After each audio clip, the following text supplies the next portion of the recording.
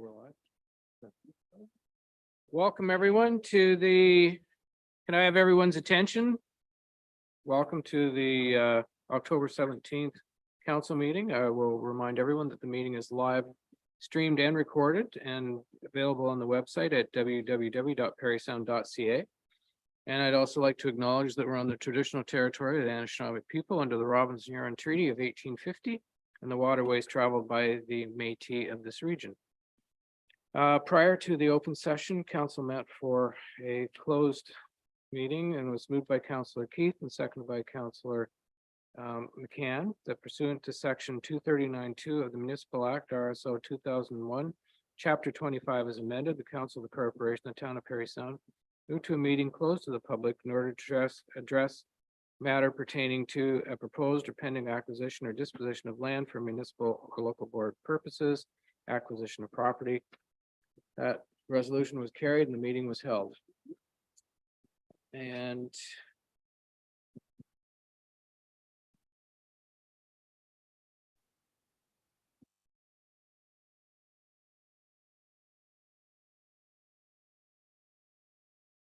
next, we have item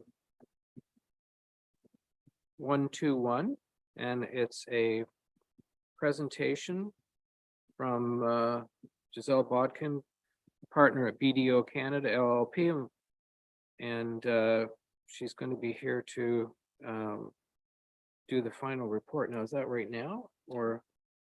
I don't want to wait until later. Well, she's going to have to sit through the whole thing. Why doesn't she do it right now? That'd be fine. Okay, we'll get it done and out of the way. Giselle, did you want to welcome? Welcome, everybody. Can you hear me okay? Absolutely. All right, we have finished the audited statement. Thanks to Stephanie and her team. Apologize for the delay, but again, just it was due to turnover of staffing. And so we couldn't get everything done, but we're happy to report that everything is done right now. Now, do you want me to share my screen, or I've just got a little audit report for council to present, if that's okay? Yep, go ahead. You can share screen. Okay, I'm going to share screen. Okay, can everybody see my screen? Yep. Okay, so this is our audit report, just basically to the mayor and council for the end of December 2022. We're pleased to say that the audit is completed and it's going to be a clean audit opinion. And in this report, we just communicate certain things. For instance, our materiality was $720,000. The materiality is what we set for the bar for the audit. So again, depending on the size of the organization, it's usually 2 to 3% of your budget. That's how the materiality is set, and that's standard across all auditors across Ontario. The status of the audit is everything is done. Once we get approval from everybody, we get a signed management letter from your treasurer, and then we have to do work up to this date that the audit was approved, just in case there's anything that's happened between now and then. And we need approval from council before we can release the statements. All right. Audit findings are things that we find during our audit. One of the things was a management override of controls. These are some of the risks that we look at. It's standard in every audit. We look at if there's lack of segregation, we do more work around that area. And we also look at revenue and purchase cutoff testing. So those are kind of two of the risks that we do extra work on for the town. Internal control matters. We look at your internal controls and give advice on anything we see for improvement. And we will issue a management letter to Stephanie and the team of anything we thought that they could improve upon. Unadjusted differences, again, our materiality is 720,000. You can see some small adjustments here. Most of it goes for timing on WIP projects. And again, it would only affect your net income by about $3,500. So nothing to be concerned about on the audit adjustments. Other required communication is, you can see that we have potential effect on financial statements, no such items noted, no materiality uncertainties relating to going concern, no disagreements with management during the audit, no instances of non-compliance with laws, no related party transactions out of the normal course of business, and no other matters identified. So nothing that we have to report to council in this area for our professional standards. I'm not going to go through the last part because it's more just how we do our audit. So you can read it at your leisure. Just shows that we have a portal mostly for cybersecurity. So Stephanie and her team can put things on there, less going through email, less for people hacking into our audit work. So there's some resources for council if you want to look at these and look at our spotlight on sustainability. And basically the last part is just to say these were the adjusted differences, and these are all the adjustments that we had. One of the issues that we had was just trying to get the audit done and a lot of adjustments after we got started. But we got that sorted out. So these are our adjusting entries for the audit. And then we have an independence letter that we send to council that we're independent of your team, our audit team. We're not related to anybody on council. We're not related to anybody on the team. So our whole team was independent. So I don't know if anybody has any questions on the audit letter. I will go on to the financial statements. Don't see any hands up, so keep going. Okay.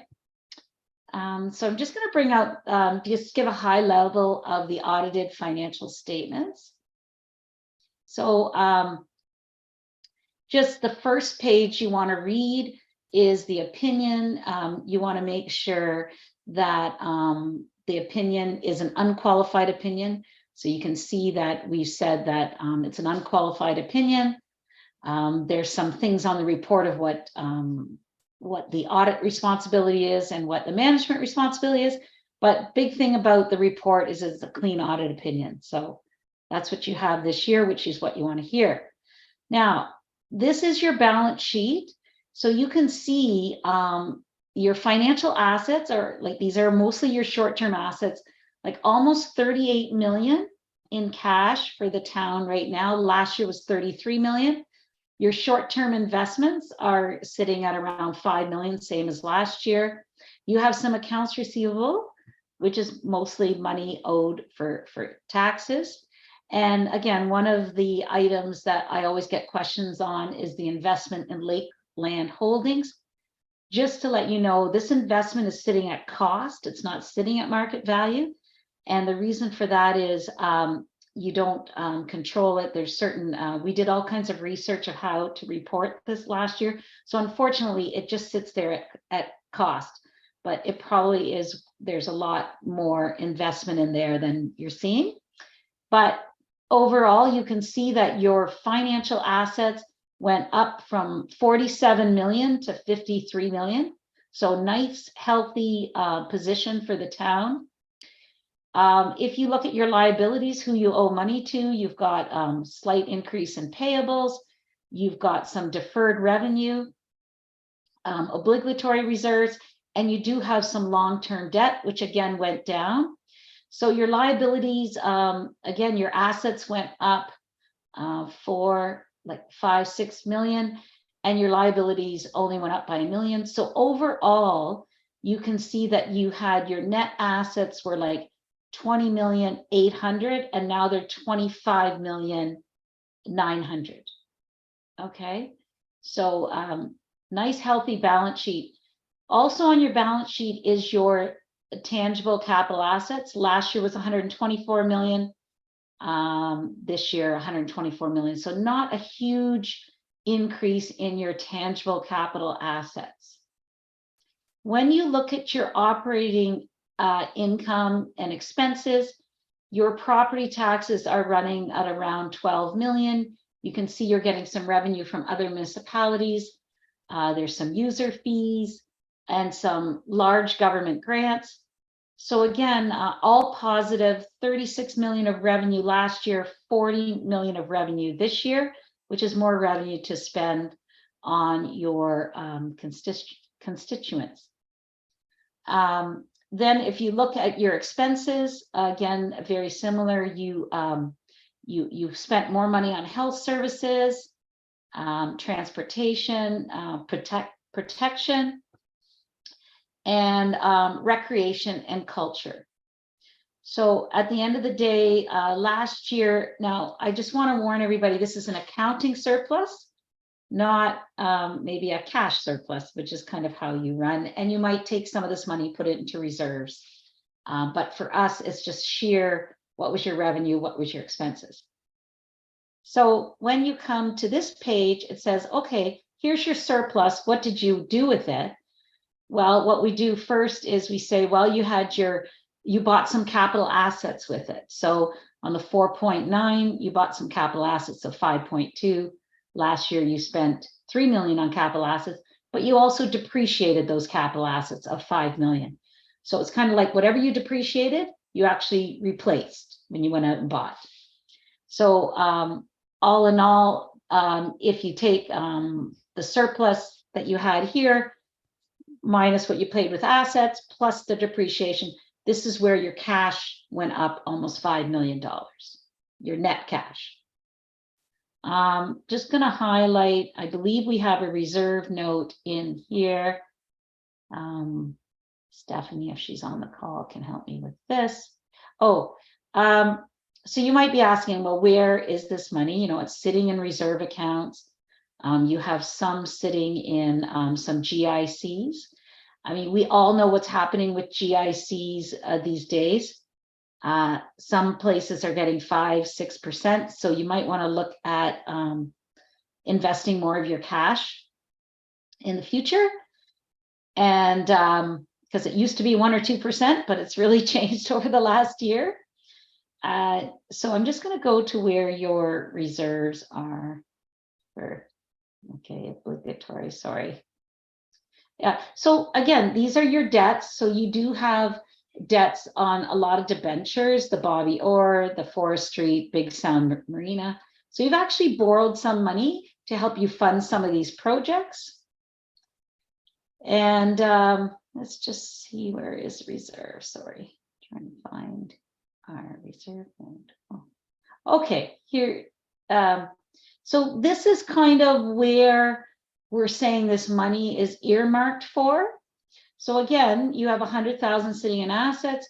You have your investment in Lakeland. So you have 112 sitting in non-cash items, you know, sitting there in your roads, your sewers, your buildings. And then you have like a working capital reserve set aside by council, a tax stabilization reserve, transportation reserve, and you can see all these reserves. So like, you know, when I say you have 38 million or 25 million of working capital, 29 is earmarked for these reserves. So not really a surplus, but good for a rainy day. And then here's some other reserves, wastewater, capital asset purchases. Okay. So yes, you have some money, but you also have quite a bit that's earmarked for your reserves. So those are the most important things I just wanted to highlight to council and through you, Mr. Mayor. So I will pass it back over to you for any questions. Super. Thank you very much. Maybe Cal, when she puts her screen down, will it automatically come up? Okay. Sure. Very good. Okay. Any questions for Giselle? Councillor Ashford? I had a question about page 20. I was a little confused, 19 and 20 with the debt. Okay. Is that 18 million 124,000? Is that include the interest? Or it sounds like that was excluding the interest. Yes, And we kind of pay the interest on top of that based on, okay, I understand. Thank you. so we're expensing the interest as you go, and it's coming out of your operating budget. Any other questions? No? Okay. No more questions, apparently. So we're good. Thank you. That's good. It's nice when it's similar to prior year.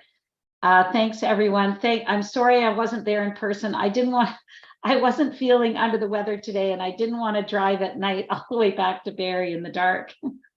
So I get thank you for letting me stream in. Yeah. And thank you, Stephanie, and your team for all your work. Thank you. Okay, now. Any additions or prioritization of the agenda? No? May I have a mover and seconder then for the agenda? Councillor Donald and Councillor Valesky. All in favor? That's carried. Any disclosure of pecuniary interest? The general nature thereof? No? Okay. None. Mover and seconder for the minutes. Councillor McCann. Councillor Valesky. The minutes of the regular council meeting held October 3rd, 2023 be approved as circulated. Any discussion or comments on those minutes? Seeing none, all in favor? And that's carried. Thank you. Now, ladies and gentlemen, we're going to take a few minutes to hold a public meeting to hear any interested persons with regard to a proposed zoning amendment application under section 34 of the Planning Act. And I have mover and seconder to Councillor McDonald and Councillor McCann.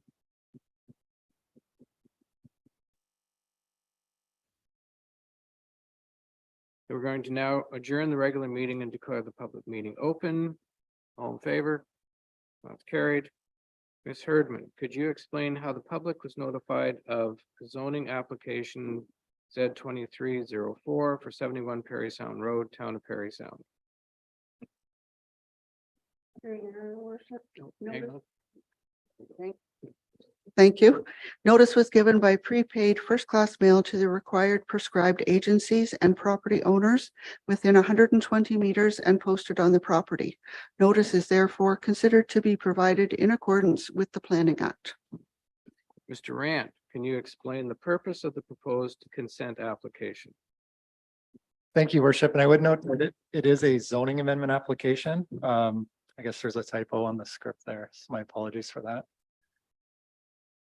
The subject lands are located at 71 Parry Sound Road, and the purpose of the proposed zoning amendment application is to permit additional forms of development as well as increased heights on the subject lands. If approved, the application would change the zoning of the property from residential second density holding in part to special provision 26-137 in part. The special provision would add row, townhouse, or masonette dwellings, fourplex dwellings, and apartment dwellings as permitted uses on the subject lands, subject to the provisions of the residential third density zone. The zoning would also permit a height of 14 meters instead of the currently permitted 10.5 meters, and would limit the number of dwelling units within an apartment dwelling to 10. It should be noted that the application would not change the boundaries of the existing environmental protection zone on the subject lands. And that's is the gist of it, Your Worship. Thank you. Okay, thank you. In accordance with the Planning Act, Council will consider all matters placed before it prior to granting the zoning amendment. If a person or a public body who files an appeal of a decision of the Council of the Corporation of the Town of Parry Sound in respect of a proposed zoning amendment does not make a written submission to Council before it provides or refuses to provide decision on the application, the Ontario Land Tribunal. Okay. The Ontario Land Tribunal may dismiss the appeal. Now, at this time, does anyone wish to speak in favor of the proposed zoning amendment application? And if so, please come forward, identify yourself by name and give your address. That's if you're speaking in favor. Okay. All right. I will ask one more time. Is anyone coming forward to speak in favor? Okay. Does anyone wish to speak in opposition to this proposed zoning bylaw amendment application? Again, if so, please come forward, identify yourself by name and give your address.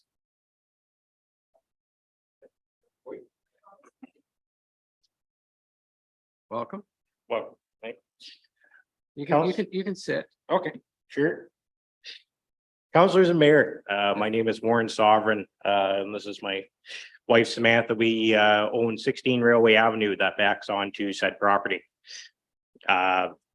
We have several concerns with this property going forward as any sort of zoning change. I see you guys do have part of it zoned as an environmental protected area. I don't know when the last time a study was done on that particular property and sort of any sort of environmental impact study, but I would be concerned that another one does get done before any sort of zoning change gets done. There is a natural spring that's right behind our place, and it is completely wetland that goes all the way down to beside the substation on Parry Sound Road. So going forward, to see that this wants to be rezoned for multifamily dwellings and all that kind of stuff, I don't see there being any way for that land to support such a development in there at all.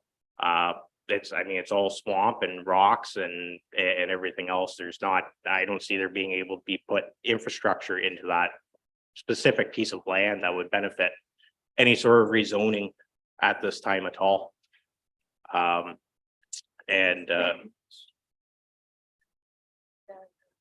Yeah, I'd say like we do have a lot of questions on how, so say that the rezoning went forward, how would a developer come in and be able to do these lands? Having it already be rezoned and having to do environmental impact study, how is that going to move forward? Right?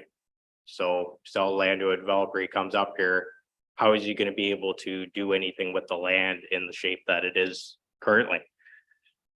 Because it doesn't seem like that you could do anything with the land as of present, right? We don't answer any questions. You don't answer any questions? No. Okay, Tonight is your opportunity to say whether you're in favor or you're not in favor. okay, Okay, and to give us your concerns. awesome. Okay, and then they are recorded so that we have those concerns, and then that's taken back and discussed. Okay, All right. so I mean, the environmental thing is a big thing considering, there's places all over Parry Sound that have had some sort of environmental impact over the years and to protect our environment that we have, because once you develop it, it's gone. And there is, several properties around Parry Sound as well that could be developed into, this housing type stuff. We got the Victory School that's around the corner on Forest Street that could that's more than ample. It has all the resources there and infrastructure that could be changed into some sort of housing development at that particular point. To slam low income housing or however it ends up being right up against the back of a property on vacant land that's been there forever. It just is not, it's not appealing to anybody on the street. As far as we're concerned, so Not really what I want to see in my backyard. no, like we have there's frogs and turtles, we have deer come right up and our kids feed them right out of our backyard. So to redevelop that into a subdivision would be absolutely devastating considering what's there already. So Okay. I believe that's All right. the end of our concerns for Okay. tonight. All right. Okay, thank you. Thank you. Is there anyone else that wishes to speak in opposition to the proposed zoning amendment? Again, if so, please come forward, state your name and your address.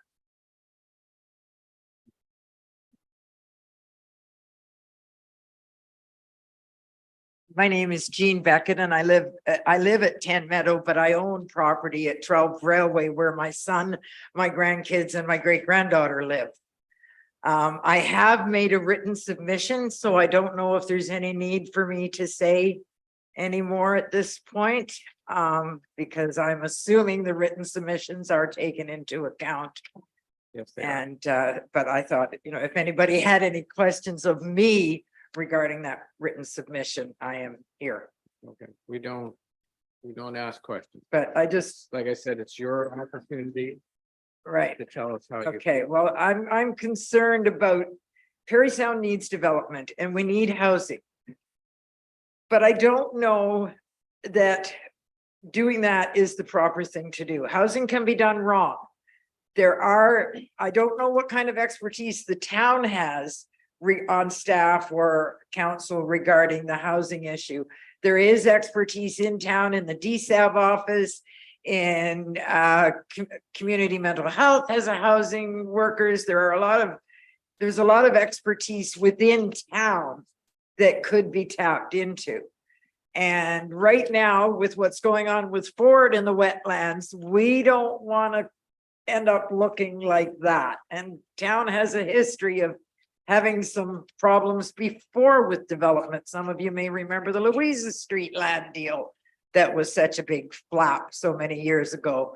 And I just don't want to see council make the same mistake that other councils have made. Other places have built housing and that fell flat on their face. It didn't address their issue at all because it wasn't done properly. And I just don't want to see town do the same thing as all of those. Okay. We need, as he said, we need an environmental study. We need a study to see if the infrastructure can manage it, because you can put in a brand new enormous sewer system in that subdivision, but it's still got to connect into the little old one we have existing and go all the way up the hill to McFarland Street.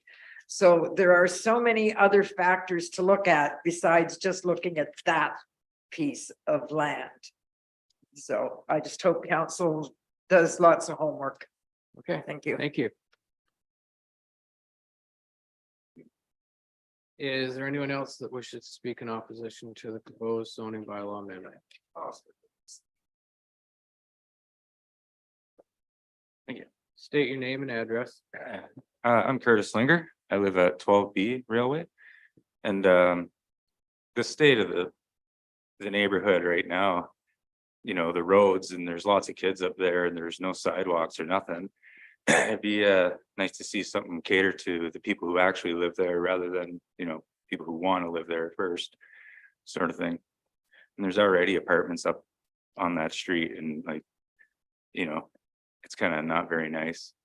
Like every Friday garbage morning, there's couches and garbage bags. They're all ripped up and down the street. You know what I mean? So that being another thing, I wouldn't want to see a whole lot more of that going on. So I don't know. Yeah, it'd be nice to fix the roads and get some sidewalks and stuff like that before moving on to other things. Okay. Okay, thank you.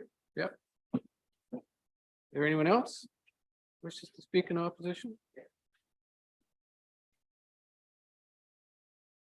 No? Okay. Thank you for your candid information. Mr. Rand, have there been any letters received as a result of the notice? Thank you, Worship. Comments were received by the building department, which indicate that the development is located near railway properties and may be subject to noise and vibration studies. And no further internal comments were received regarding the application. Comments were received by Lakeland Power, who recommended that the developer coordinate with Lakeland Power as soon as feasible. And comments were received by CN Rail. Their comments were fairly lengthy, but they did note that the subject site is located in proximity to CN's main line, and CN has concerns of development and densifying uses in proximity to railway operations. Development of sensitive uses in proximity to railway operations cultivates an environment in which land use compatibility issues are exacerbated. And there were a number of recommendations within CN's comments that will be implemented through the recommended bylaw, holding provisions, as well as any subsequent development agreement. And these include the requirement of a noise study for any dwellings located within 300 meters of the CN right-of-way. A vibration study, which would be required for any dwelling located within 75 meters of the CN right-of-way. That warning clauses be required for any development agreements versus of purchase and sale. and agreements and sale or lease agreements on the subject lands. That stormwater management require concurrence from CN, and that operational easements be registered against the subject property in favor of CN. And additionally, CN also noted that they typically recommend the following safety mitigation measures for developments located adjacent to the CN right-of-way. A minimum setback of 30 meters be implemented in conjunction with a safety berm, and the safety berm shall be adjoining and parallel to the railway right-of-way, and that the owner shall install and maintain a chain link fence, minimum of 1.83 meters in height along the mutual property line. No other external agency comments were received. And as noted, there was an objection letter received by Jean Beckett. The letter indicated that they're in opposition to the zoning change, and I'll just summarize the concerns as follows. And I would note that that letter will be included in the final staff report as well. The concerns related to environmental issues, the ability of the town to service these lots, gentrification of the community, traffic issues, developing the lot with current zoning would be could be manageable provided environmental concerns are addressed. And it was noted that 1 10-unit building or 2 would be an acceptable increase in density. However, to rezone the whole landmass involved would result in many more than that being built. And the letter summarizes that Parry Sound needs growth in housing developments, but we must not let that be unbridled growth. Housing needs to be built, and some currently empty land must be utilized to meet development, but this growth must be carefully planned. And we can learn from studying other communities and challenges that they faced, particularly the problems encountered with when their growth was not prudently done. And no other written comments have been received by members of the public. Thank you. Okay, thank you. I have a mover and seconder to come out of this meeting, Councillor Ashford and Councillor Gillespie. And all in favor? We now declare the public meeting closed. Thank you, everyone, for your comments. I'll give you the rest of that too.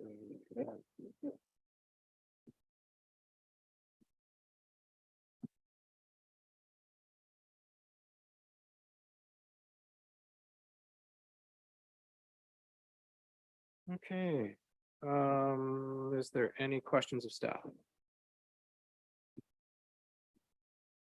Councillor McDonald and then Councillor Keith. I was just going to ask, in regards to cruise ships, in regards to the cruise ships that have to be rescheduled or diverted, what's going forward, what's going to happen with cruise ships?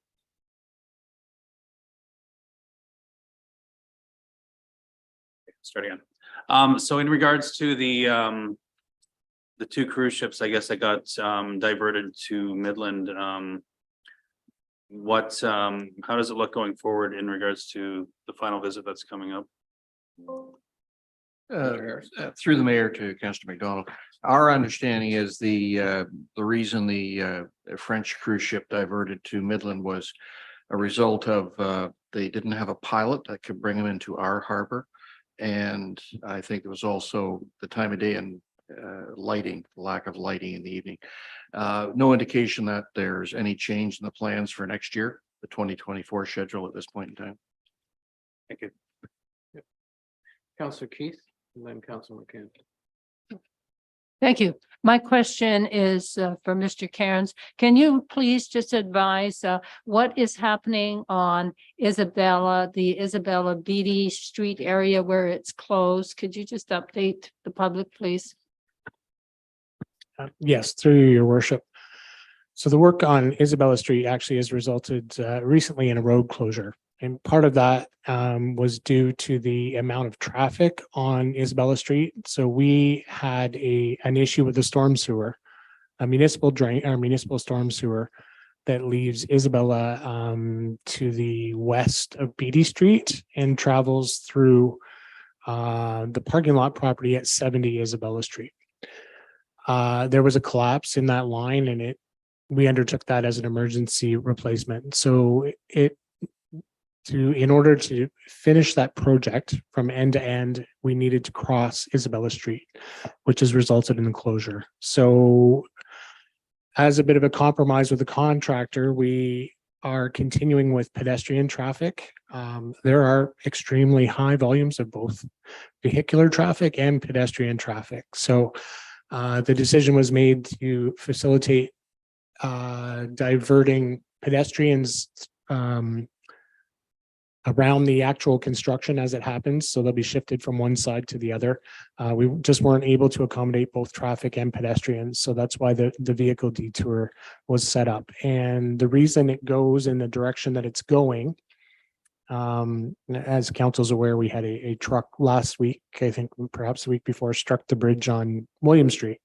That was the original thought process in diverting folks down Cascade and William, and that became very complicated if we have out of town truck drivers, if we're diverting them under a low cover or a low clearance bridge. So that's the reason it's gone that direction. One follow-up, please, and that is, when is the anticipated date that things hopefully will be open up again, if all goes well? Through your worship, October 20th is the current projected finish date for the detour to remain in place. Councillor McCann. Thank you. These questions would be for Mr. Kearns. Every town has its eyesores, and every now and then you come across one and you see it. And I've been meaning to ask you about this one on Miller Street, close to Seguin. There's it looks like an abandoned telephone pole or hydro pole that's leaning. And is that something that belongs to public utilities or to the Lakeland utilities, or is it something that the town owns? It just seems to be abandoned and leaning and looks to be a bit of an eyesore. And I wonder, in this day when beautification is a big thing, is there something we can do about that pole? That's question one. Through your worship. So I can certainly take a look at it. I'm just not picturing the pole at the moment, unfortunately. If it is ours, certainly that's something we can take care of. And if it does belong to another utility, we'll certainly inquire as to why it's remaining in the condition that it's in and determine, what can happen. Sure. Okay, great. And the other comment is that I know that the town has had to take down a number of trees for the sake of safety.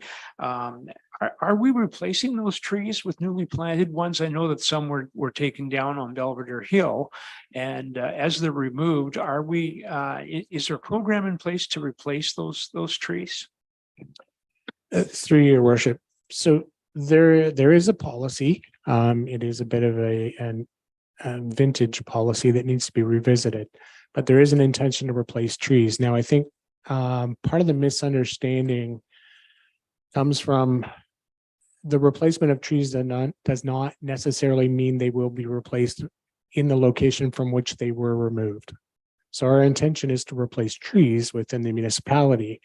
Often they're removed for a number of reasons, whether it's infrastructure related, whether it's heating sidewalks, causing underground issues in pipes.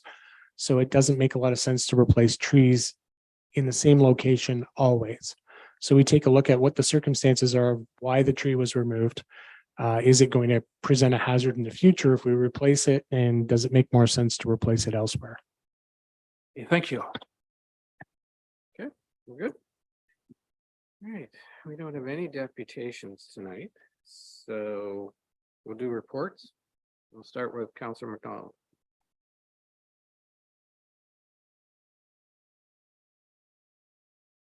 Yes, thank you, Your Worship. On October the 11th, I attended the monthly Downtown Business Association meeting where they revealed their new strategic action plan.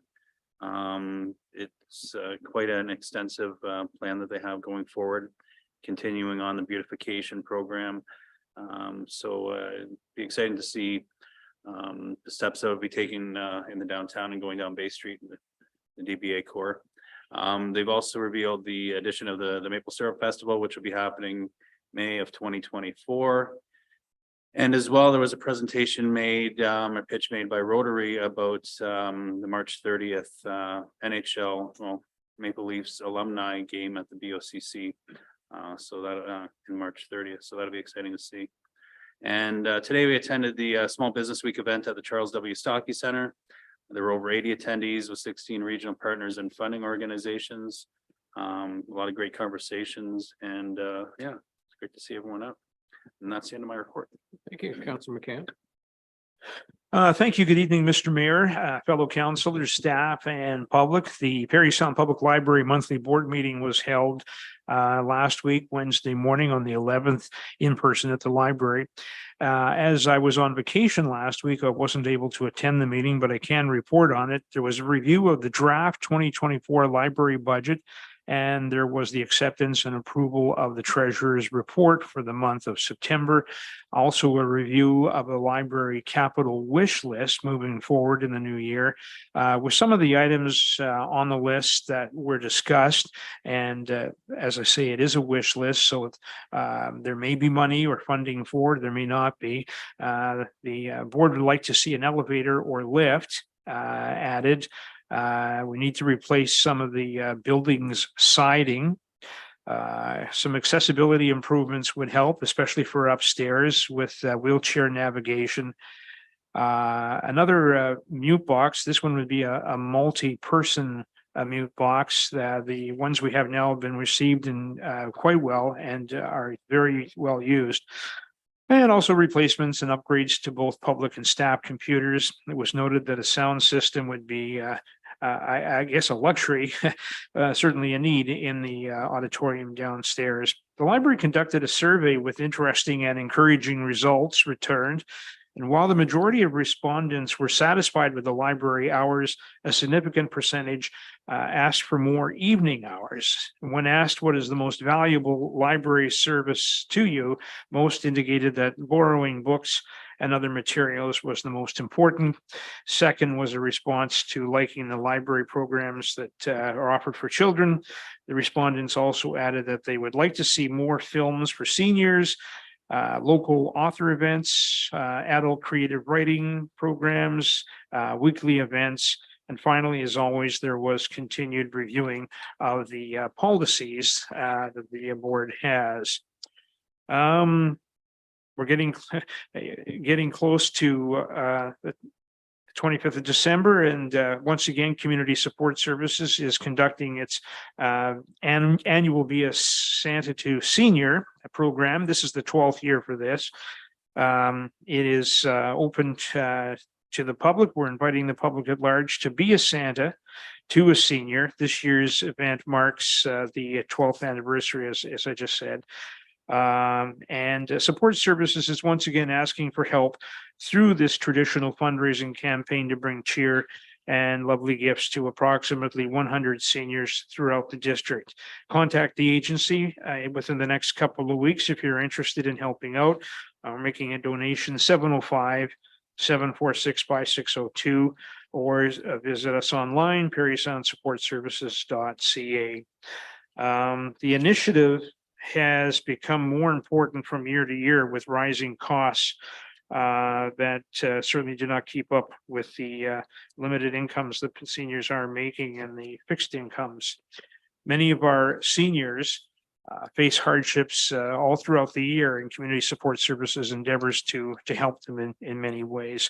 There's a fundraiser as well for all of this on Saturday, December 2nd, between 9 and 1:30 at Georgian Lanes. It's a it's a bowling challenge for all ages, and you can enter your teams, contact the bowling alley, or once again, Support Services for more information on how you can get involved.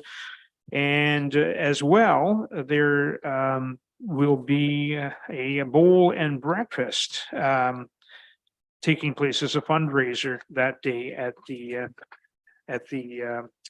bowling alley. So that Saturday, December 2nd, will be an opportunity for you to drop off your items and donations, and also the day to bowl and to enjoy some breakfast. One more item on my report here this evening. Last week, my wife and I had a mini vacation and we traveled to Niagara Falls. As here in the West Parry Sound area, regard tourism as a substantial and significant benefit. I always find it interesting to observe how other towns and cities respond and treat their visitors. We enjoyed many favorable encounters and conversations with business operators and individual citizens. We always felt welcomed. And in those conversations, we were asked from time to time where we're from. One mentions Parry Sound and people immediately respond, expressing their knowledge and love for the area. They've visited here. Some come up every year to their cottage. They love the attractions. They know the area. They're very familiar, and they're a little envious that they're not here 365 days of the year. So it was nice to know that we're well thought of in other tourist capitals of the world, I suppose, at least in this case, in southern Ontario. So thank you for that. And that is my report. Thank you. Councillor Bileski. Thank you, your worship. On Thursday, October the 12th, I attended a Park to Park Trail Association meeting. Went through quite a few things, but Seguin is starting to put multi-loads of asphalt grindings that they had saved up on a bunch of the trail in their area in Seguin that had kind of been rebuilt and reshaped, and they wanted to get it sealed up with this asphalt grindings as soon as they could. So they're Seguin's putting some of their equipment out on it to work on the trail in their area.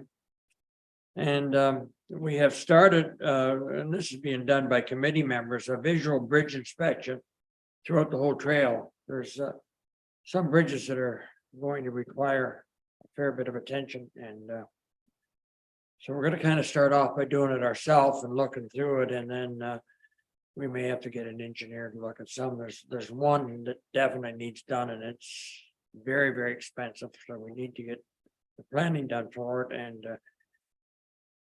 and get the applications put away for money for it to have it done. And on October the 16th, last night, I attended a Chamber of Commerce meeting, and basically business as usual. There has been a discussion over fundraising for the chamber. Councillor McDonald actually come up with a very good few of them, and hopefully that proceeds. And that's my report. Thank you. Thank you. Councillor Ashford. No report for me this week. Thank you. Councillor Keith. Thank you, Mr. Mayor, fellow councillors, staff, and the public. I have just a few things to report. I attended the friendship picnic between Wasauksing First Nation and Parry Sound. It was held at the Stocky Center. And there was about 100 people there. Of course, members from Wasauksing, including the Chief Wally Tababadan, and of course our mayor and staff. It was certainly an opportunity again to network, to exchange ideas. At the end of the meeting, there was an exchange between the mayor and Chief Tababadan of coffee and tea. I'm sure that'll be explained further, and that members from Wasauksing First Nation were all presented with gifts, which included a coaster and a bee product. I also attended the cruise ship that came into port to welcome people. And I noted that people that were on that ship certainly were quite athletic oriented. And there were some that, even though they took a tender to the dock, they were going to walk all the way to the Tower Hill, not just climb the tower. So that certainly showed you how enthusiastic they were about seeing our towns. That was really a great thing. And today I attended the small business workshop, which was held at the Stocky Center between 8 o'clock and 11 a.m., sponsored by the Chamber of Commerce. of course, during Small Business Week. It was as well, there was various service providers there, entrepreneurs. There was a guest speaker, Dr. Rob Graham spoke and did a presentation on technology and how to work with that in being resilient. It was certainly a different point of view. And I found that very enlightening. And it was an opportunity again to exchange ideas. And I have to say, it was a lovely meal that was presented too. So I didn't go away feeling hungry. And that's my report. Thank you. Okay, thank you. October 5th was mentioned with regard to the, October 5th, some staff and members and I met with the Friendship Center to go over their potential project. And October 11th, the councils and staff of Parry Sound Wissahickon got together for the Afternoon of Friendship.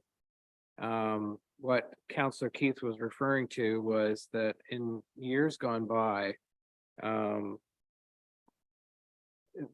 the member of the community or whoever it was that was the lead would meet with the chief and they would exchange a pipe and a drum. And if one person was having a problem or an issue and needed to talk to the other one, the one that had the drum would beat the drum and they would, sit and they'd discuss what was going on, or the one that would have a pipe would bring a pipe and they'd have their conversation. And so the chief and I decided that we would kind of put that aside because the drum and the pipe, and we'd bring it to a more modern context. So tea and coffee. So if there's an issue, well, then you can go and have a tea with the person or a coffee and discuss, what needs to be discussed. So that was the exchange. And there is a leather statement of declaration, which the chief and I discussed because he thought it might be nice if we updated it from what it is right now. But that was started originally by Mayor Ted Knight and Chief John Bokaj when they were together, and that was when that started. And it's been a tradition that we've kept going for a number of years now. So and it's beneficial to both communities, certainly, for that. October 12th. Anyway, it was great afternoon. I do want to thank our staff. Ms. Herdman was there or whatever and moving things around. And I don't know who all was on the barbecue, but I saw, I think, Mr. Beaumont there or whatever. And John Tuck. Okay. All right. So, okay. All right. Very good. Anyway, thank them for all their organization or whatever and pulling things together for that event as well. October 12th, I attended the Parry Sound District Social Services Board meeting, and council should have received an email from me with the update from the report. And as was mentioned today by Councilor Keith, the CB and DC and the other business expo that was there, I was able to get there for a few minutes this morning, but I'd like to thank Janice Heitman. She seemed to be the lead on that. Was that correct, Council McDonald? Okay. Okay. And her staff and any others that were involved with that, and certainly all those that participated. Definitely a worthwhile event. Unfortunately, I had a business to look after myself, so I couldn't be there for as long as what I might have wanted to be. But anyway, appreciate everybody doing it, and that's my report. All right. So our next item is 8.1, which is a letter of support for the Friendship Center. And I think you've all had an opportunity to read it. Okay. And I need a mover and seconder to support the signing of that letter. Councillor Keith and Councillor McDonald. Any discussion? No. All in favor then? That's carried. Thank you. So that letter will be sent to the Friendship Center and any appropriate parties that we have to do. So.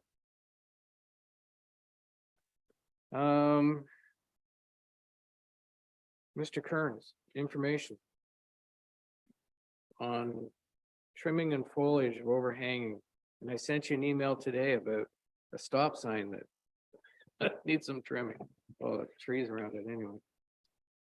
Yes, thank you, your mayor and staff for taking a look at that as well. So staff chatted about this.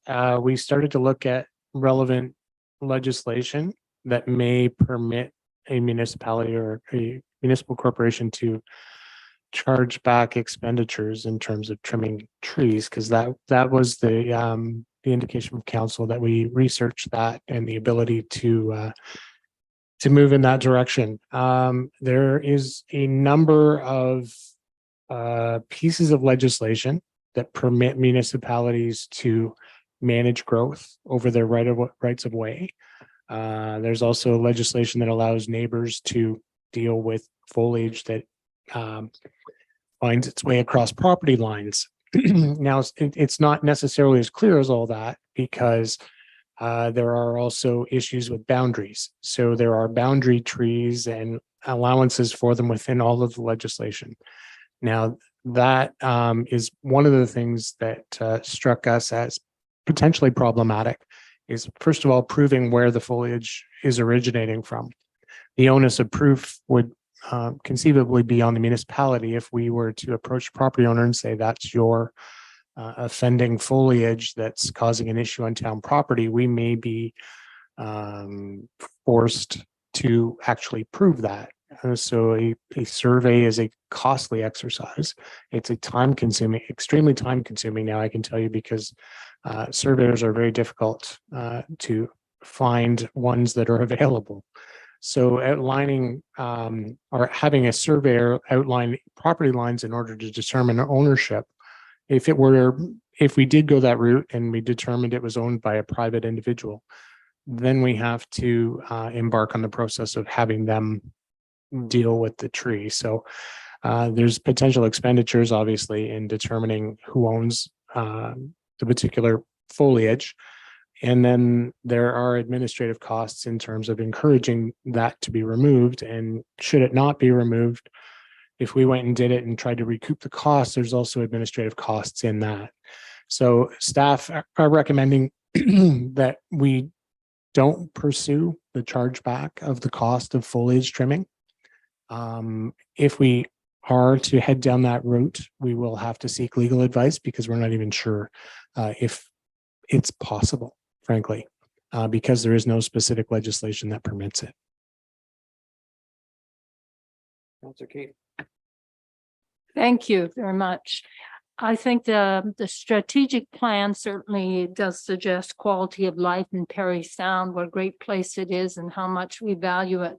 So I think that the responsibility of property owners to take care of their property when trees are hanging, when hedges are invading the sidewalk to the point that anybody who has accessibility issues or is just walking is being invaded by tree branches. I think that that is definitely not acceptable. And I think it's suggesting that even for the town on their own to go and trim and not be charging the property owner anything for their time. It seems to me it's unfair that those people who are property owners and are responsible and trim their hedges should not, as well as the rest of us, be paying for town employees to trim up trees for people who are not being as responsible as they should be. And that really does concern me, because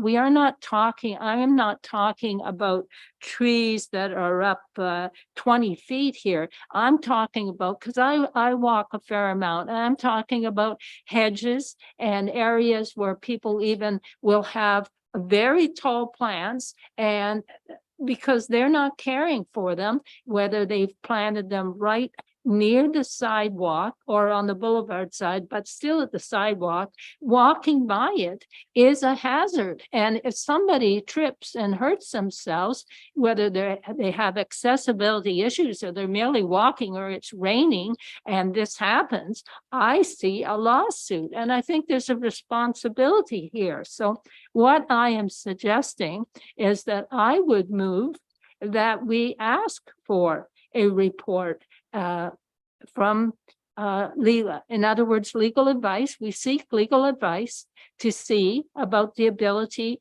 to charge those property owners who are neglectful, because what I'm also thinking is that if it is possible to have a bylaw, in that bylaw, we can have something built in so that there is a warning letter sent to people way before you ever get to the stage of having to trim, because I think there are people who just are neglectful. And once they get a letter from the town saying, hey, you need to cut back your hedge, and it's quite obvious that the hedges I'm talking about, once they get that, I think most people will be responsible. So therefore, as I said, I am moving that we ask for legal advice on this matter to see about the town's ability to charge property owners who are neglectful and their trees or bushes are invading municipal property such as sidewalks. Is there a seconder? Counselor Bileski, seconded. Okay, discussion on this.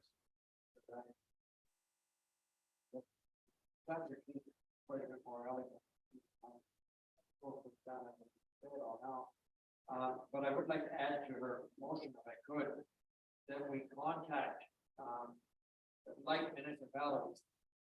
You know, we've got 3,700 meters of sidewalk out there. Sidewalk. I'd like to contact like municipalities. The best sidewalk. That can be added to it, yeah. It's direction, so. Counselor McCann. I think it's a good idea. I think we need to take some sort of steps moving forward because it is a problem. I think neglect is there, and we also have an issue with owner absenteeism. So things do get out of hand. Mr. Kearns, I found it interesting when you mentioned that it is difficult to know what the origin of the vegetation is and where is it coming from. So many, if we're to go ahead with this type of a thing, and I think sending a letter out to the homeowner is a good start, and I'd like to think that would suffice, 90% of the time. But with the road allowance on each side of the road, many people will cut their grass and plant hedges beyond their property line. So if I plant and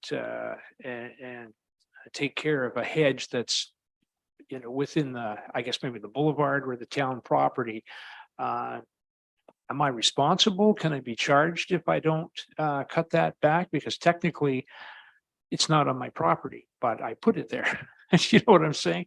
I could see a number of conundrums here in trying to establish some sort of fair play here. And yeah.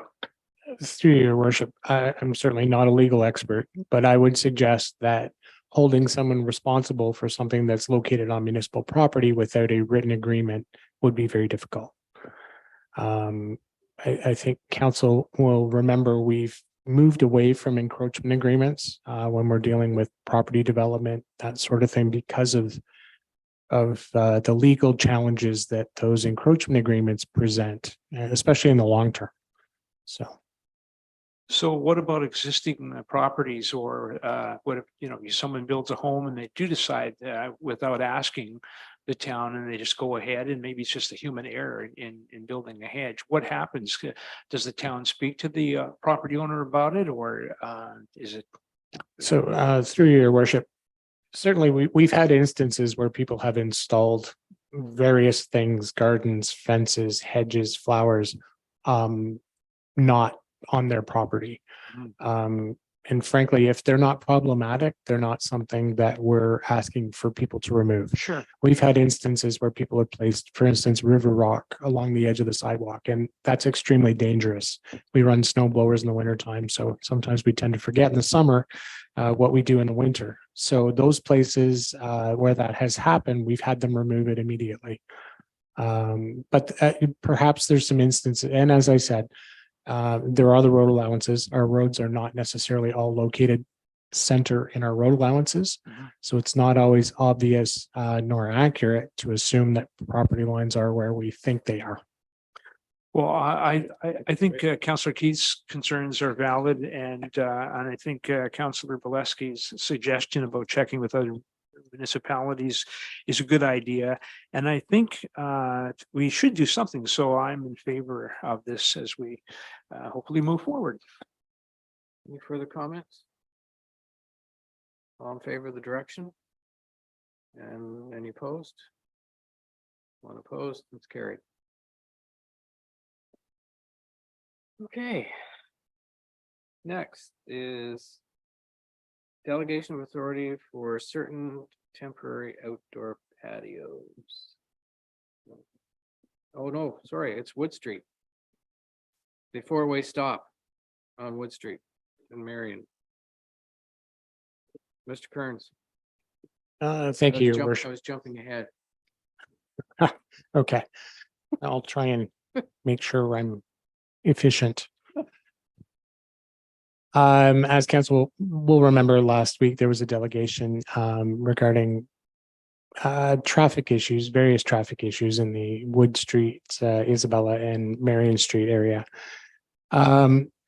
Subsequent to the direction that council provided staff after that meeting or during that meeting to establish a four-way stop, staff did investigate a little further into the regulatory and engineering requirements for the establishment of that type of traffic control system. Traffic or four-way stops are not designed to control speed. So that is one of the concerns. Oftentimes people will think that the easiest solution is put a stop sign, people will slow down. There's a number of reasons that, we included some of the information. One of the better explanations came out of the city of Niagara Falls with their kind of information 101 on four-way stops. Ontario Traffic Manual Book 5, there are numerous traffic manuals that we use for all sorts of things, whether it's temporary conditions when we're doing construction, when there are designs. I believe there may be anyway, there are numerous. There are over 20 of the traffic manuals. So Ontario Traffic Manual Book 5, it deals with regulatory signs, and it does specifically state that stop signs are not intended to be used as speed control devices, and their usage should be limited to the control of right-of-way conflicts. So typically four-way stops are installed in areas where you have equal amounts of traffic in either way, either direction. And then we have numerous examples of that around town. I think one of the most probably heavily traveled is, in Cascade, William Street area. And even Gibson and Isabella now is a four-way stop that alternates traffic in both directions and makes the turns as well. So we wanted to bring this back to council so that you're aware that the Ontario traffic manuals do recommend not using four-way stops for speed control. Additionally, we have been working on all of the infrastructure in that area, and the preliminary design, redesign for that area, including the realignment of the corner off of Isabella onto Wood Street, carries down with sidewalks down to Marion Street. And previously, council had indicated a desire to have connectivity and sidewalks down to Salt Dock. So we are trying to move our way down Winifred this year. The idea is to connect the rest of Isabella down around the corner past Kristen Heights on that side. The engineering design has moved us to that side of the road and carry down with sidewalks to the intersection of Wood and Marion, where the redesign of that intersection would allow for a stop block in an appropriate location, installation of a crosswalk to connect the sidewalk on the far side of Wood Street. I'm trying to orient myself, I'm picturing myself walking through there. So The sidewalks would come down Marion from Kristen Heights, cross over again, and then connect to, and I realized that we're working on rehabilitating the existing sidewalks, but there is a sidewalk along the rest of Marion Street that carries down to Wabick Street. So that was the plan in the engineering redesign. So that involves the installation of a four-way stop at that intersection to facilitate safe pedestrian crossing to the sidewalks that will be installed as part of that project.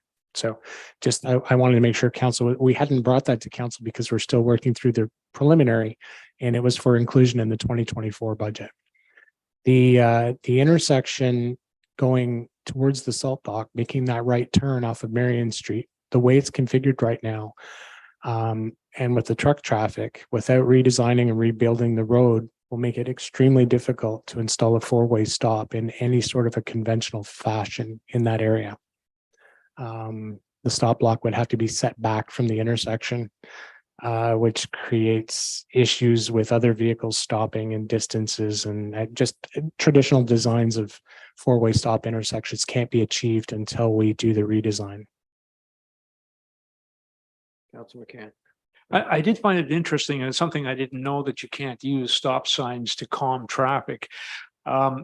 So you say you can't use a four-way stop. Couple of questions here. Can you use a two-way stop?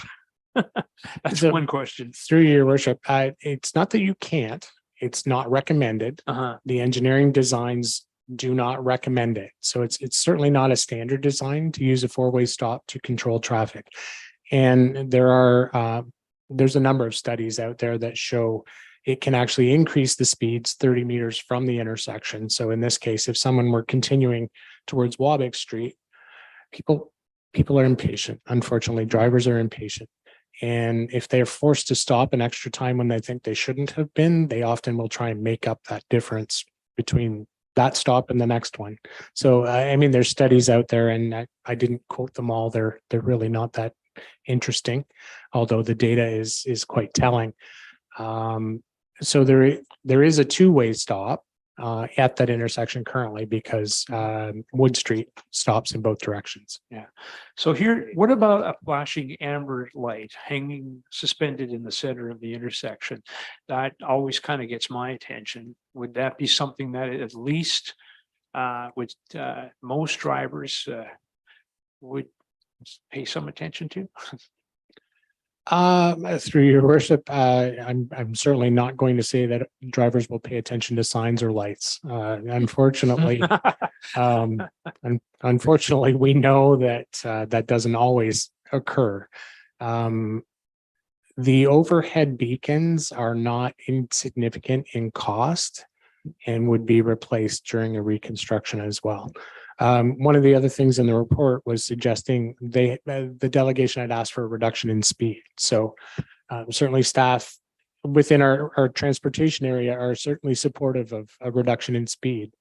And that's mentioned in the report that perhaps council wants to consider, instead of doing ad hoc lowering of speed in residential areas, there is an option to lower the overall speed in town. You can do it with signage at the entrance to town to say that the base speed limit is 40 kilometers an hour unless otherwise posted.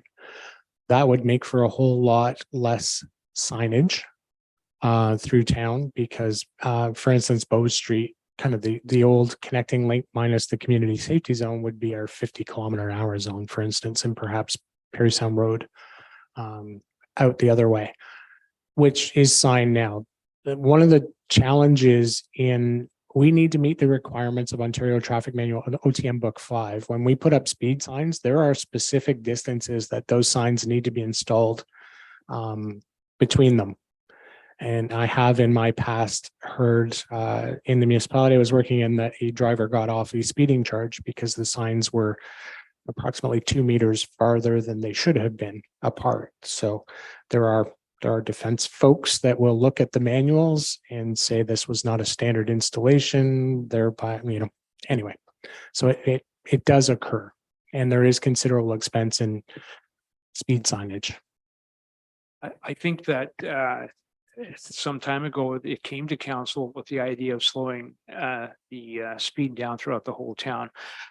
whatever we do, I think we're just preaching to the converted here at this point in time. But you mentioned something about the cost of a flashing amber. Is that a temporary thing that we could look at? Do you believe in your heart of hearts that that would at least help for the time being? Through your worship, I might suggest we probably could do some different things that have maybe more visual impact at the road level, perhaps in that area, if it is a concern. Council may want to, in the interim as well, look at reducing the speed through Wood Street from end to end between Kristen Heights and Wabick Street, where I know there is a daycare at the end of Wood Street at Wabick as well. Now, again, it's only as good as the enforcement that we have the ability to do as well. So lowering the speed limit in and of itself won't solve things if people still choose to disobey. Okay, thanks very much. And I like your tie. Councilor Bileski.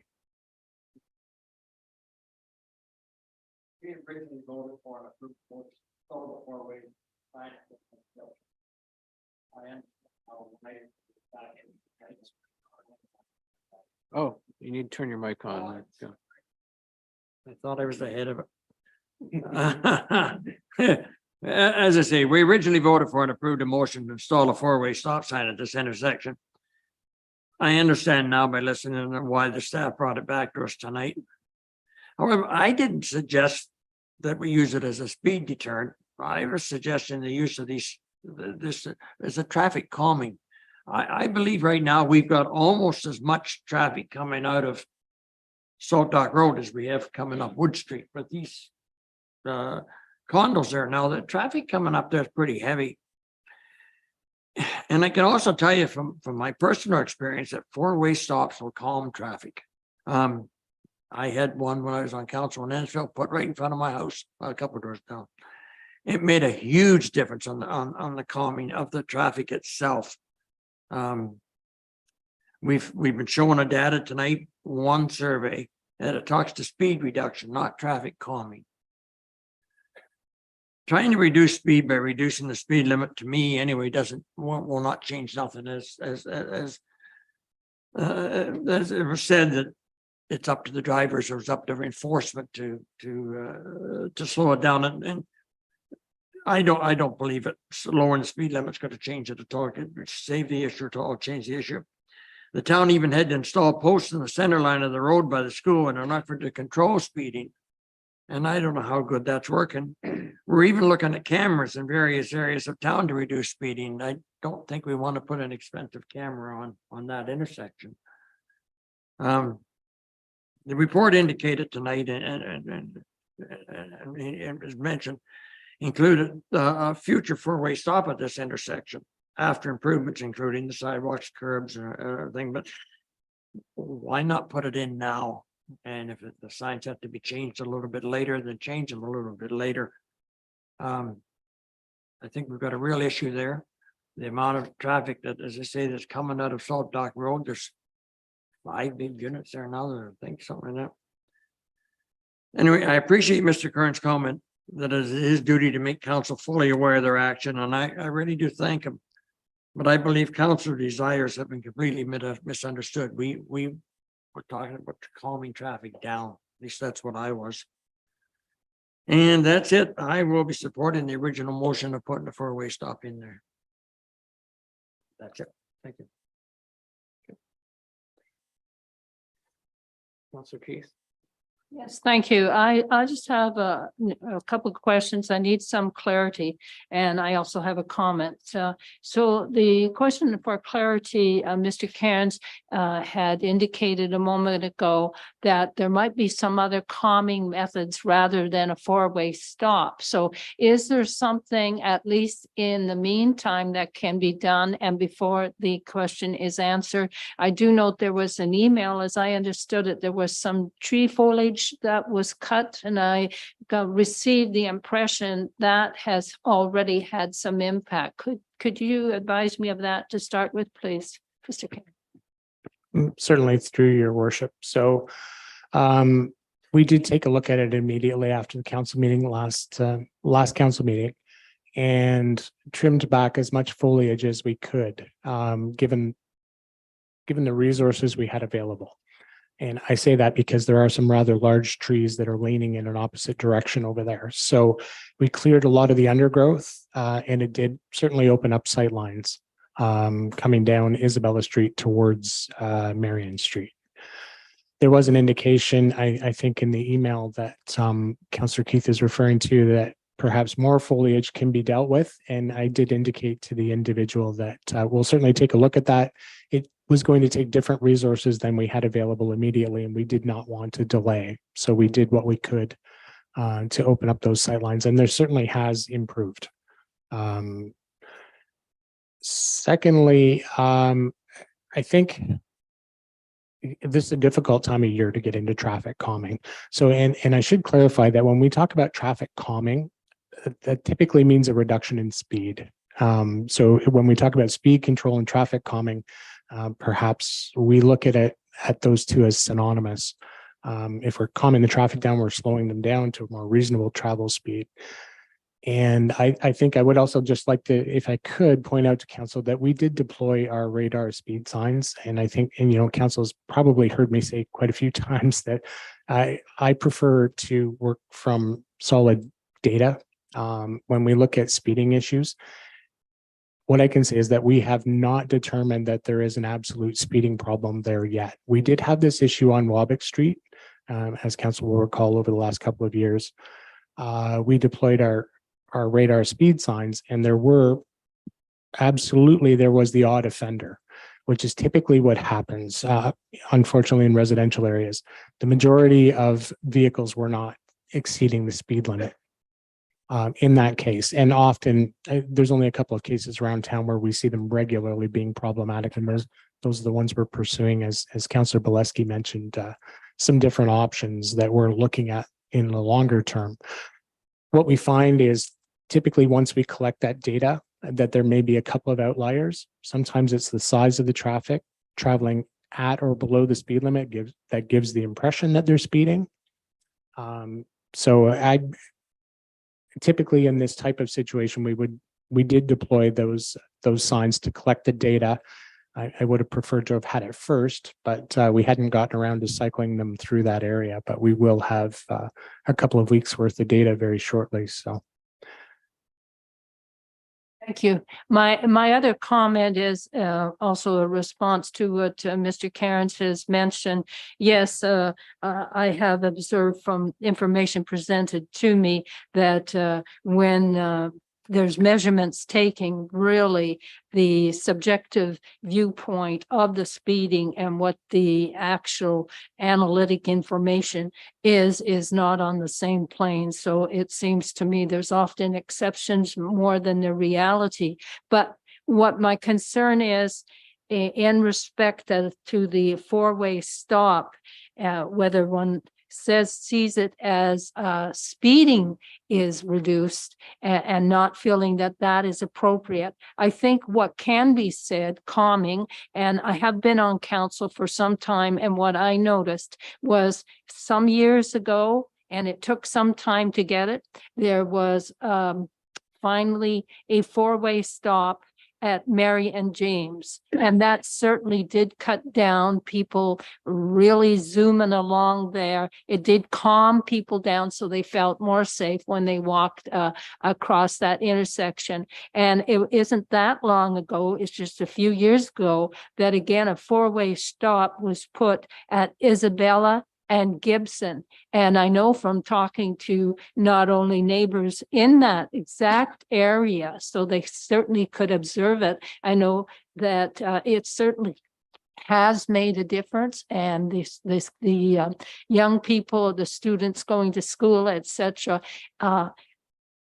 naturally are able to feel safer crossing that street. So it may be statistically that you don't reduce the speed, but it does seem to me that a four-way stop there certainly is going to calm the situation down. And I think that the ratepayers are going to be able to appreciate that they've come to council, they've made a suggestion, at least of one way that maybe the situation can be alleviated for safety's sake, at least at present. And after all the road construction is done and we've got these wonderful sidewalks and everything is grand, maybe then things will be looked at different. But in the meantime, I think we have to look at the safety of all individuals. And I think what's being suggested for that four-way stop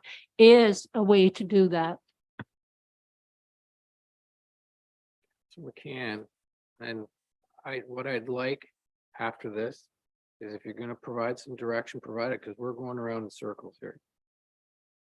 Well, actually, I wanted to agree with Councillor Bileski and very respectful of the comments and the education from Mr. Kearns tonight on what the Highway Traffic Act says and reads and recommends.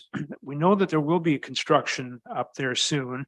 I think this council has a favor for having a four-way stop there. I think it would be even just as an experiment and a temporary thing until we do get that whole section realigned. You know, if it's legally possible to do this, I would join Mr. Bileski in requesting or once again re-requesting that we look at putting the four-way stop in there. Councillor Ashford? I just think earlier today, there's been a few comments that maybe council or the town move quickly and make decisions that don't play out in the long run, which I didn't think was true or fair when they were said. But I do worry this is a situation where we're acting very hastily. And we don't want to be in a position where we cause more harm than good. So my question just would be to Mr. Kearns, do we have the information and are able to make a proper decision right now, even on a temporary basis? Or if we do not have it, how long until we could make even a temporary decision before the redesign happens? How long until we would have the data to be able to make a temporary decision before the redesign happens? Through your worship. So we are able to collect speed and volume data. What I might suggest is that what I've heard Councillor Keith speaking of was that perhaps regardless of the speed, council may be desirous of a four-way stop so that the data perhaps isn't going to make a difference if that's the case. I might offer that. We have had a number of other requests for four-way stops around town where we indicated we were going to collect the data and look at that for the feasibility of installing a four-way stop. I guess from a traffic management perspective, I would just be cautious perhaps of installing them at each request versus being supported by the data and by the design. That would be all I would offer. But whether the data in anticipation and knowing what we've collected elsewhere in town, it wouldn't shock me if we didn't have a speeding problem on Marion Street. I would put it that way. So that may not be the deciding factor from council's perspective. Councillor Keith? Well, I think it's part of a point of order, unless I've misunderstood. Councillor McCann, I thought, moved that there be a four-way stop. So then I thought that the next hand that would go up would be who's going to second, whether it's going to be moved or not moved. But we got into another question. So a point of order, wasn't that the opportunity after he moved that a four-way stop be established at that intersection, that it allowed somebody to move, but it didn't seem that was happened. Nobody seconded it. personally, I would have seconded, but the hand was put up and another statement was made, so one didn't get an So opportunity. you're seconding Counselor. McCann. Yes, I'm seconding Councillor McCann's motion. Okay, all right. Any further discussion on Counselor McCann's motion? I respecting the point of order, I think Mr. Bolesky probably is the one that started that, but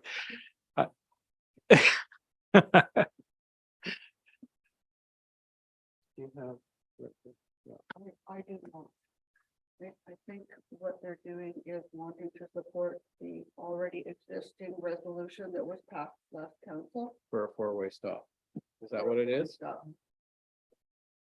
Okay, all right. So you don't really need any motion. No. Wait, we just need to vote to reconfirm that. Right. So all in favor then? That's carried. Right.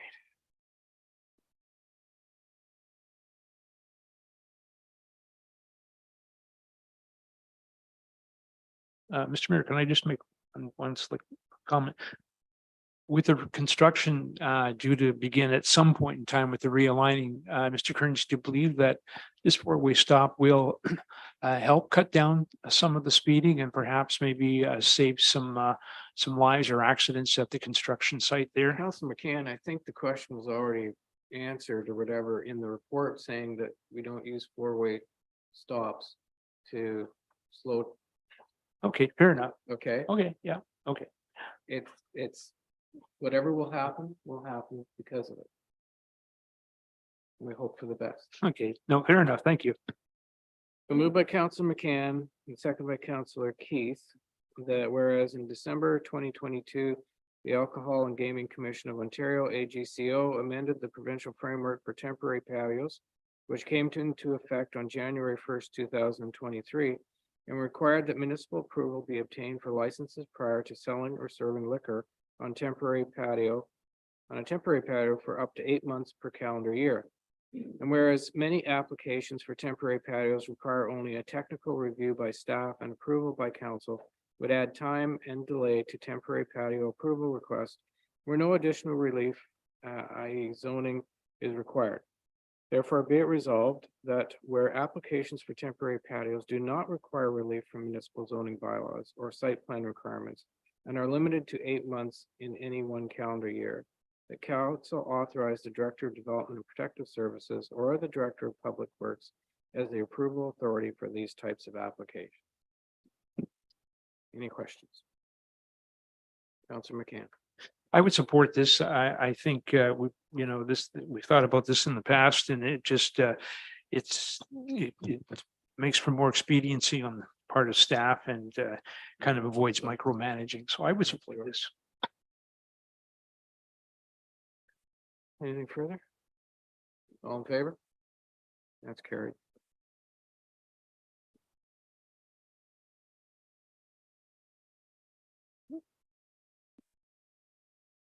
Moved by Councillor Bolesky and seconded by Councillor Ashford that town provide each member of council with an option to either receive a corporate cell phone and data plan for the period of their council term or continue using current arrangements.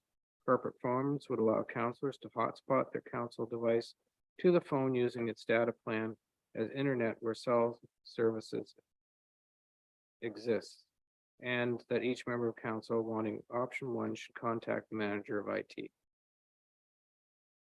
Discussion. Councilor McCann. How much would this cost the taxpayer? I don't know. Bell chamber? For You your have a better idea? Yeah, the cost of a phone on its own is going to range between $400 to $700, depending on the performance and which kind of phone you prefer. So which you're comfortable with. There's also the ongoing cost of the cell plan itself, which will range between $15 a month and $50 a month, depending on usage. So the way that this reads, is it the choice of the councillor then? I know that I certainly don't need one. It's the choice of the. Okay. council. Yeah, Councillor Ashford. One question I had is just, sometimes when I've done this before, I've used electronic SIM, so I could dual SIM in one phone. Is that, I just presume that would be impossible to then have the plan be through the town. So just kind of, was that investigated and am I understanding that correctly? Through your worship, we have not investigated eSIMs at this time, simply because we haven't needed to support the town's current fleet. However, perhaps during the next council term, that could be something that's brought forward as an option for all councillors to choose from. The goal of this report is really to give each councillor individually to pick one of those two options that works best for you. So. Councillor Keith? Yes, thank you. I certainly support what is being presented here. I know when I went to the London AMO conference, I certainly talked to other councillors in other communities, and having the cell phone and data provided to them was not uncommon. I think this is part of doing business. I don't think when any member on council is elected that they are expected to also use equipment for the services of the municipality and in just out of their pocket, because the remuneration that councillors and receive, I think, is not excessive, and therefore I think this is just a piece of equipment that allows us to be efficient and to do our work. So I think one needs to keep that in mind. Thank you. Councillor Blasky? Microphone? Thank you, your worship. I kind of thought about this for a while. Personally, it's not an option that I would want. I'm fine with what I've got and I don't need anything else. However, that being said, not everybody's got the same setup. And some would want a phone and its data plan that's associated with it. So on that basis, I'd support the motion. Anything further? All in favor? It's carried.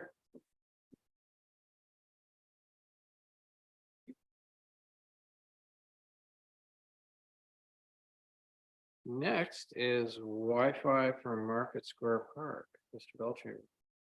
Thank you. Through your worship, this is really just informational for council. In 2014, the town entered into an agreement with ViaNet to provide managed Wi-Fi service at the Market Square Park. I think we know that lots of people go there to use that in one way or another, specifically the Tuesday markets. Although some people have, cellular payment capabilities, a lot of those folks use the Wi-Fi over there to perform those payment actions. So the original agreement that the town had with ViaNet is more or less over. It's been over for a while, I think, and we've just kept it going because it was mutually beneficial. But ViaNet's project is done in town, so they no longer need what the town was providing, which was some space to store equipment. So they asked for us to start paying for the managed Wi-Fi service. Staff took a look at it, did some work to figure out what the costs might be if we were to do it ourselves.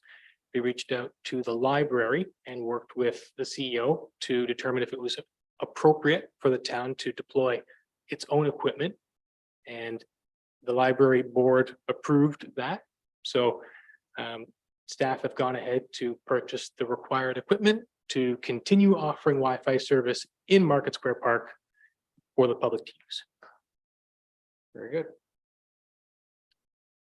Okay. And mover and seconder to receive this information. Councillor Ashford and Councillor Bielanski. All in favor? That's carried.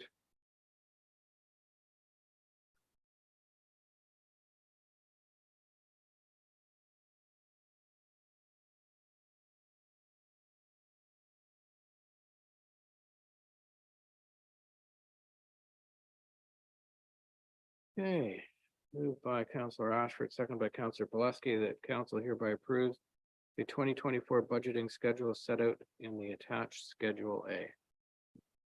Any discussion? It's a good first attempt, Ms. Phillips. Do you have anything you want to say, or is it okay? I guess an interesting point within the report is that inflation as of July 2023 is at 3.2%, so that is reduced from 7.6% the prior year. And the Bank of Canada has been raising interest rates to try to get inflationary costs under a goal of 2%. So that's what the situation is right now. So council has a budget policy, a budget and financial control policy that establishes a guideline for tax levy increases between 3.2%, which is that inflationary number, up to 6.4%. And then in addition, they have a policy to increase the annual tax revenues by 1.8% for that goes towards infrastructure funding. So this is a way to tackle the infrastructure gap that many municipalities face. So just that is the policy and guidelines, high level from the beginning of the budget, but I just thought I'd point those out for you. Very good. Thank you. Any comments? All in favor? That's carried. Thank you.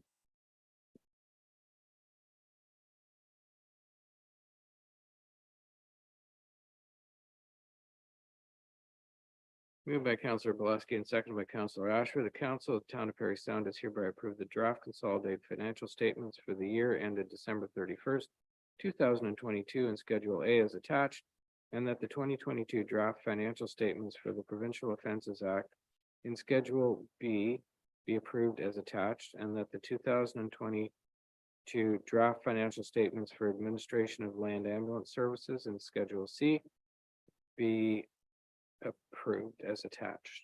Any further discussion? Councillor Ashford? I did want to comment that it does seem like this is a very positive report on how things went in 2022. I'd like to take credit for it, but I didn't show up until November. But it does seem to be good news. It does seem to be good information.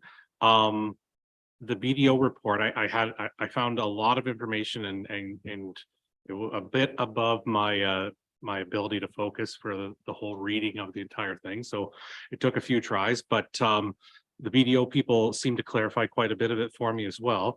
However, I was asking for perhaps another clarification that you could give. Can you condense this down to a thumbs up, middle thumbs, or thumbs down on how the budget went and the position that we're in right now? Thank you. So through you, Mr. Mayor. So some highlights from the 2022 financial statements are that there was a surplus of 4.9 million for financial statement purposes. So BDO mentioned that that's a bit different than the surplus that municipalities report compared to budget. And they spoke about cash and cash equivalents going up from 33 million to 38 million. So one thing I can point out there is that from 2022 to 2023, there was 3.5 million in carry forward capital projects. So that makes up part of that cash, additional cash, as well as 1.5 million, which is our operating budget surplus. So those two things together really go towards that. So if I were to simplify that and then compare that to the budget, those are kind of the high level figures that go into that. So when those capital expenses occur, that may be reduced as we spend that money a little bit, but still positive report with the surplus of 1.5 for as compared to budget. For land ambulance, there was a surplus of 161,500 approximately. And the reserve fund for EMS is 1.2 million, which is about 11% of operating expenses, so that's positive. And really I think that summarizes the highlights unless council has any particular questions related to that. I think that that sounds very positive to me. So in return, please accept a thumbs up from me as well for the hard work that went into that. Thank you. Thank you. Thanks. Mr. Harris. Yeah, perhaps, Mr. Mayor, I could just add a couple of comments. One, because there's surpluses, what that says to me, there's a culture here across the departments. If you don't spend it, you don't lose it. So if you don't need to spend it, if there's money left over, staff aren't penalized. You know, we always review budgets, but they're not necessarily just automatically rolled back, because then, you know, those funds roll into the surplus, and as the auditor said, they get allocated to reserve. So I think that's a positive culture we have here. Dollars are spent when they need to be spent, and if they don't need to be spent, we don't spend them. The other thing is, we're planning to do a report for the next council meeting. The date or the title of the report is Understanding Municipal Debt. We do have almost $20 million in debt, and the auditor went through the list, and a lot of them are, you know, major capital projects, but there seems to be some confusion in the larger public sphere that municipal debt is bad. And if it's done properly, used properly, it's a financing tool like other tools. And so we just want to have that discussion with council for the benefit of council and the public, and just put issuing debt into the proper context. So it'll follow on the financial information that you had this evening. We're good then? All in favor? That's carried. Thank you.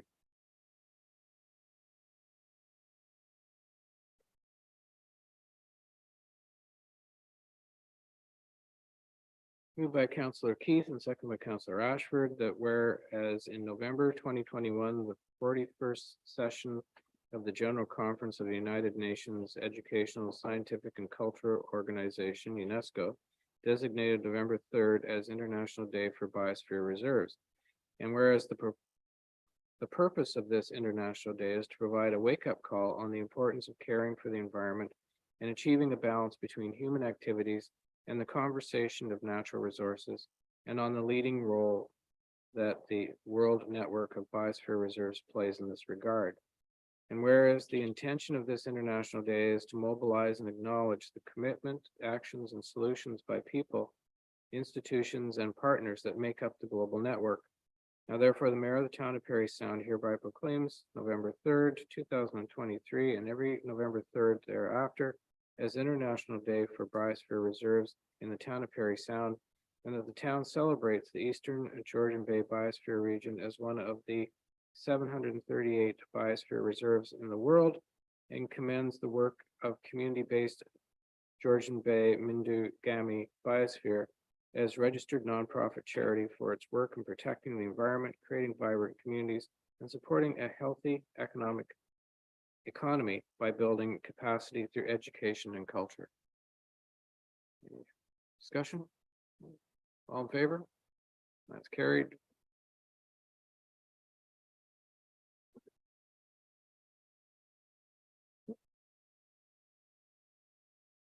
Moved by Councillor Keith and second by Councillor Ashford, whereas treaties form the basis of the relationship between Indigenous and non-Indigenous people, and whereas treaties are legally binding agreements that set out rights, responsibilities, and relationships, with treaty commitments as valid today as they were when signed often many years ago. Whereas Treaty Recognition Week honors the importance of and promotes learning about treaties, and whereas the province of Ontario passed legislation in 2016 declaring the first full week of November as Treaty Recognition Week. Now therefore, the Council of the Town of Parry Sound, Corporation of the Town of Parry Sound hereby proclaims the week of November 5th to 11th, 2023 as Treaty Recognition Week in the Town of Parry Sound. All in favor? That's carried.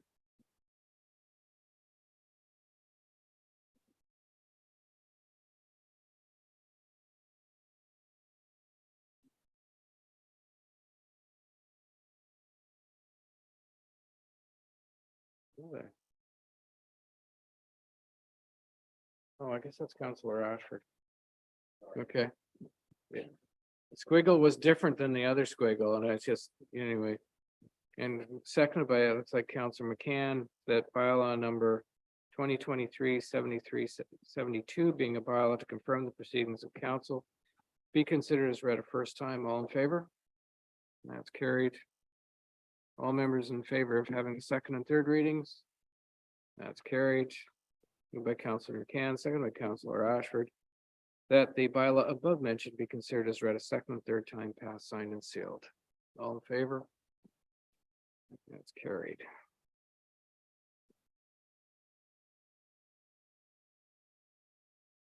Prior to adjourning, I'd like to offer the following information to the public regarding the next council meeting. The next meeting of council for the town of Parry Sound is scheduled for Tuesday, November 7th at 7 p.m. The meeting will be held at Town of Parry Sound Council Chambers at 52 Seagram Street, entrance via Gibson Street. It'll be live streamed and recorded. All regular council meetings are held at 7 p.m. on the first and third Tuesday of each month, except January and August, where only one regular meeting is scheduled. The council meeting schedule, notices of special council meetings, complete agendas and minutes, and instructions on accessing live streamed and recorded council meetings are all posted on the town's website. Go to www.parrysound.ca and use the search bar. Your TV airs council meetings on Saturday at 9:30 a.m. following a regular council meeting. For Cogeco listings, contact www.yourtv.tv. And everyone have a great night. Thank you.